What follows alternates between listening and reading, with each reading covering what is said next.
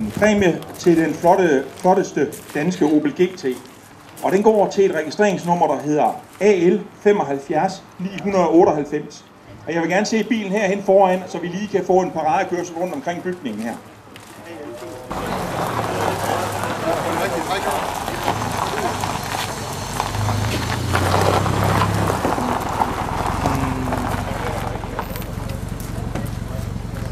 Var det, der render neden ud, Allan? Ja, overskud.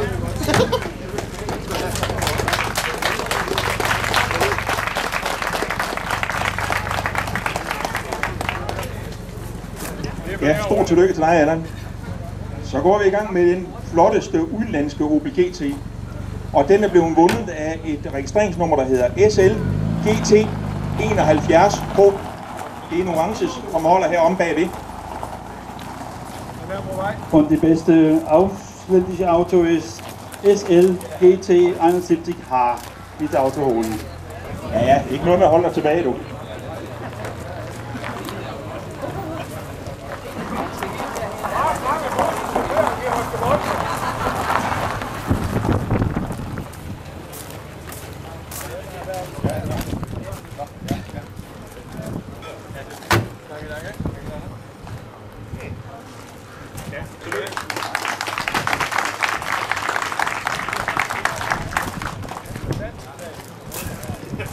Ja, det var godt nok en udenlandske bil, men tilbagelagt flest kilometer for at deltage i træffet.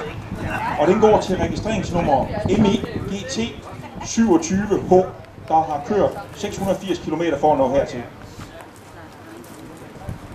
Und die nächste Prämie ist das Auto mit die breiteste Einreise. Und das ist Auto MEGT 27H. Dieses Auto hier.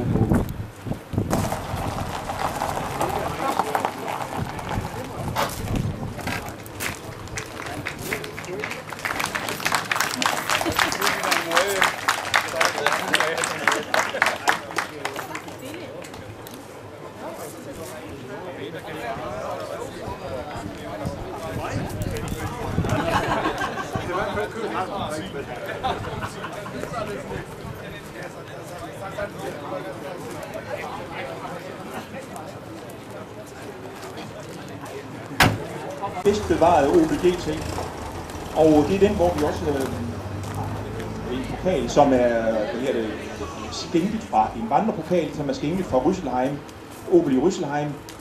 Man får ikke lov til at få den med herfra, men man får lov til at nyde den her i eftermiddag.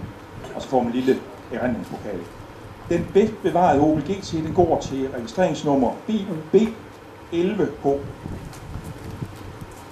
Und die letzte Prämie ist die besterhaltene GT und das ist die Kennzeichen BUB 11H.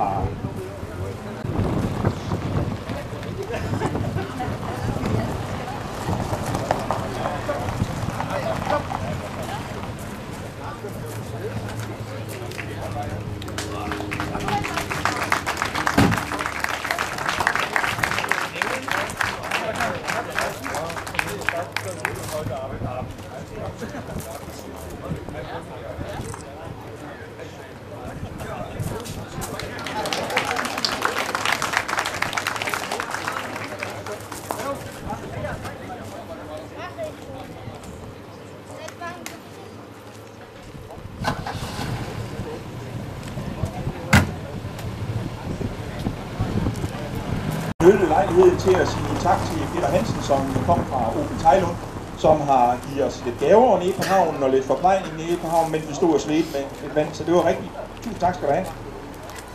Vi mangler så stadigvæk også nogle kandidater til Karl Smart til i aften, så hvis der er nogen, der har noget brænder ind med noget, så skynd jer at komme frem med det, fordi at, det kan ikke passe, når vi er så mange flotte biler her, det kan ikke passe, der er nogen, der ikke har klumret sig her i løbet af sæsonen, så kom med den frem med det.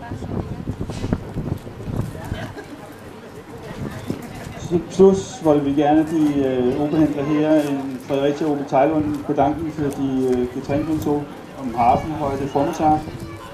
Und dann hier am 19 Uhr haben wir die Abendveranstaltung. Wir sehen uns.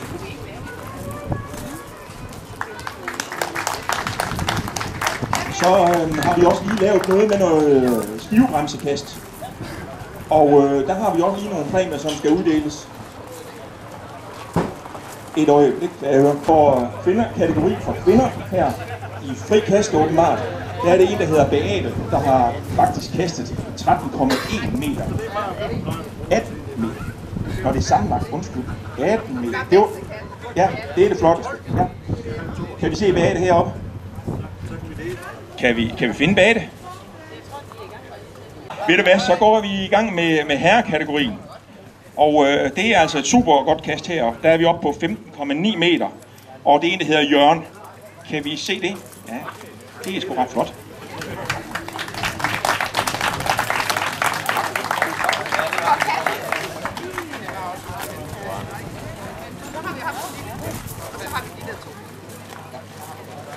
Så sned der så en lille ekstra kategori ind for børn.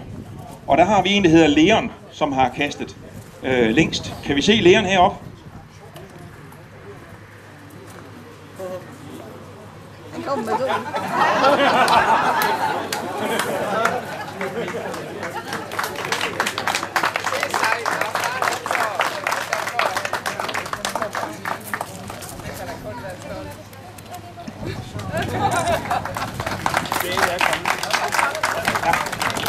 Så er Beate kommet ud under bruseren.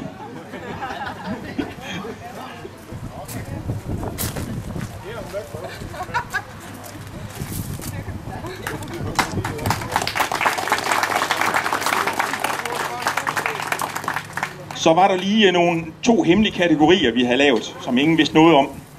Og den ene, det er kategori det gule lyn, altså henholdsvis til bremseskiverne. Og så er der også en, der er rigtig glad for den gule farve. Så Connie, skulle vi ikke ligesom se dig? Du kaster så hårdt med skiverne, du ligefrem slår malingen af dem.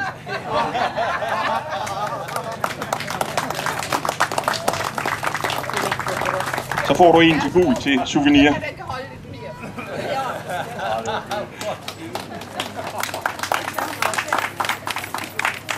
Og så den sidste kategori. Jeg ved ikke, om man kan kalde det Best in Show, eller det, der kunne udvikle sig til virkelig noget forfærdeligt. Og jeg ved faktisk heller ikke, om præmien burde være en førstehjælpskasse.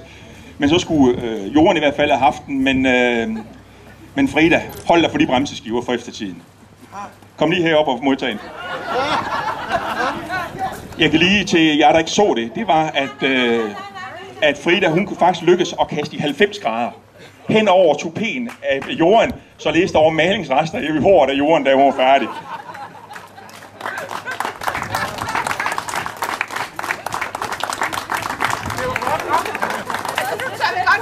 Men du passer godt på den.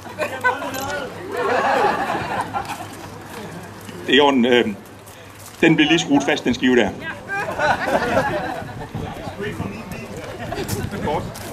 Godt, det var alt for mig. Tusind tak skal I have for jeres opmærksomhed.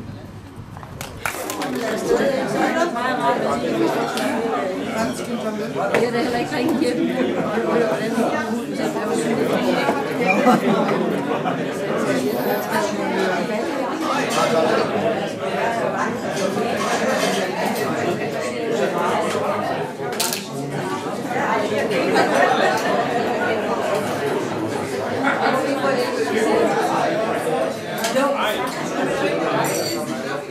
Folk de begynder at tage bordet nu her fra hovedet. Under jeres sidetallerken, der skal I lige vende om, for der kan der være, der sidder en sæd. Vi har nogle sponsorpræmier, så bare lige rydde opvaskemaskinen, det er frygtelig ærgerligt. Så, hvis I har, der skal være 4 sædler, og dem som har de der sædler, dem kan I komme op til Annette efter spisningen, og så kan I få en lille præmie der. Men det er sponsoreret for Opel. Ja, finde mine briller, så kan jeg klare det. Godt. Ja, så er vi kommet til det der punkt, der hedder Karl Smart. Karl Smart, det er jo et trofæ, man kan erhverve sig, få æren af at blive kaldt, hvis man har klubben klummer sig her i løbet af det forgangne år, eller dummet sig. Men som man også siger, så er nye tider og nye skikke. Så bestyrelsen har altså besluttet sig for at redefinere Carlsmark-pokalen. Simpelthen på den måde, at den kan fortsat gives for en, der har kvejet sig i det forgangne år, som ligesom vi kender det til. Det er der ikke ændret på. Men den kan også blive givet til en, som har gjort noget ekstraordinært for klubben, eller for klubbens medlemmer. Ikke komme med et eller andet godt oplæg, så vurderer man på det. Så i år, der har vi simpelthen valgt det til en person, som med garanti også i det forgangne år har kvejet sig, fordi det kan man ikke undgå, når man ruder så meget med biler, som han gør. Men det han nu har gjort sig mest opmærksom på i det forgangne år, eller i de forgangne år, må jeg også skynde mig at sige, det er faktisk en, der altid står til rådighed, når folk de er lidt på røven, har brug for lidt hjælp. Så har han et motto, der hedder, så ordner vi, skulle vi. Så han er det, som man i bund og grund kan definere som en kammerat, en guttermand, en supermand. Jeg har altså meget rosende ord til overs for manden. Så Kent, du har fuldstændig fortjent den her tid.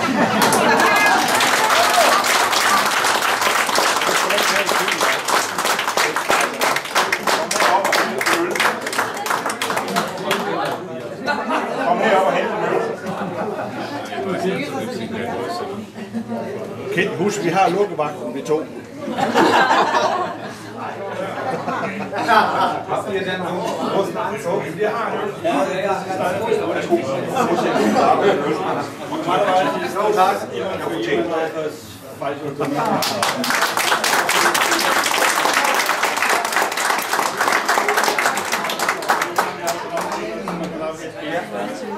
Og så afslutningsvis, så vil jeg lige sige, at vi skal lige huske generalforsamlingen om formiddag kl. 10:30, og det foregår herude i de lokaler, der er lige herude i dag. Tak for det. Hvad er der galt, Finn?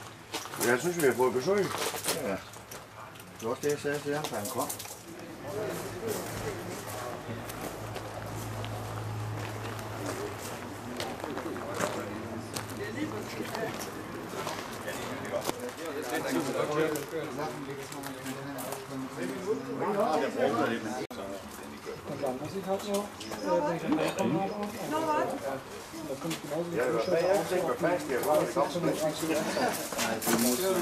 Det var bare for at vække opmærksomhed.